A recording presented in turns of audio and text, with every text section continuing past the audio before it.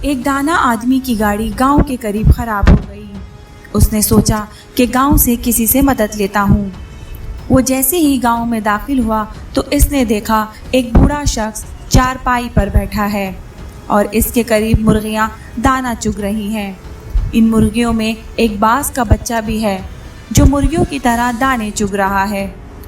وہ حیران ہوا اور اپنی گاڑی کو بھول کر اس بوڑھے شخص سے کہنے لگا کہ یہ کیسے خلاف قدرت ممکن ہوا کہ ایک باز کا بچہ زمین پر مرغیوں کے ساتھ دانے چگ رہا ہے۔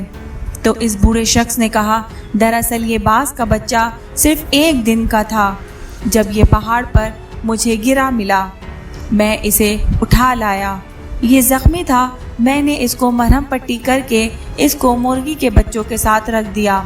جب اس نے پہلی بار آنکھیں کھولی تو اس نے خود کو مرغی کے چوزوں کے درمیان پایا۔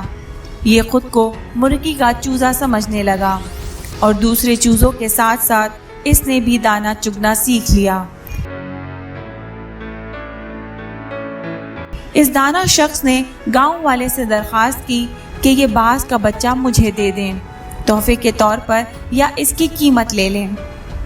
میں اس پر تحقیق کرنا چاہتا ہوں۔ اس گاؤں والے نے باز کا بچہ اس دانا شخص کو تحفے کے طور پر دے دیا۔ یہ اپنی گاڑی ٹھیک کروا کر اپنے گھر آ گیا۔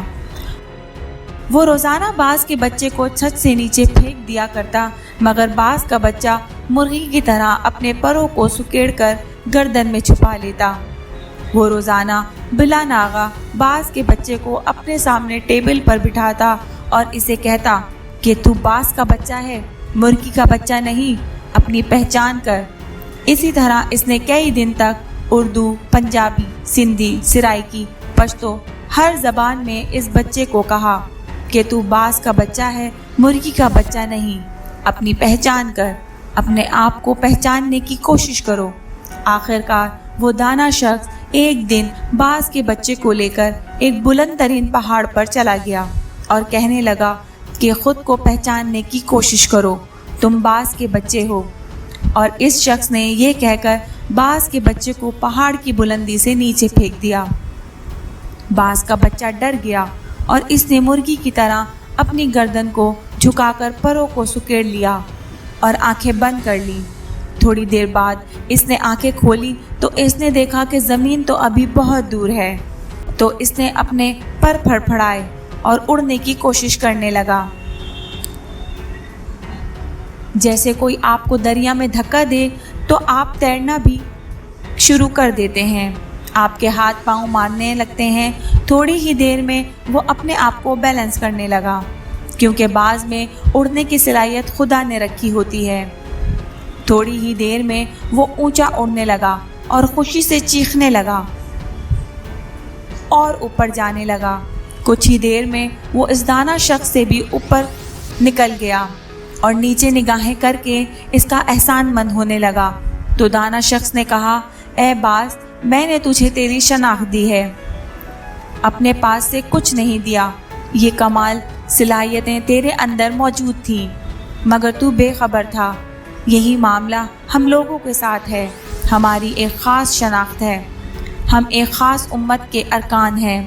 ہم ایک ایسی قوم سے ہیں جس نے ساری دنیا پر حکومت کی۔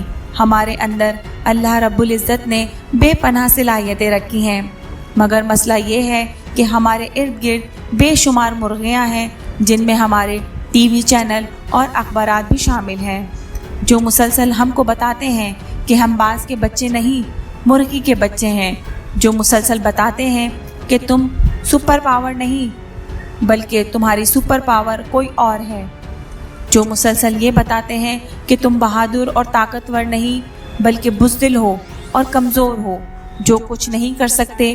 اگر آج ہم اپنے آپ کو پہچان لیں تو ہم بہت کچھ کر سکتے ہیں۔ امید کرتی ہوں ناظرین و حضرات آج کی میری ویڈیو آپ لوگوں کو اچھی لگی ہوگی۔ کمنٹ کریں، لائک کریں اور اپنے فرینڈ اینڈ فیملیز گروپ میں شیئر کریں۔ شکریہ۔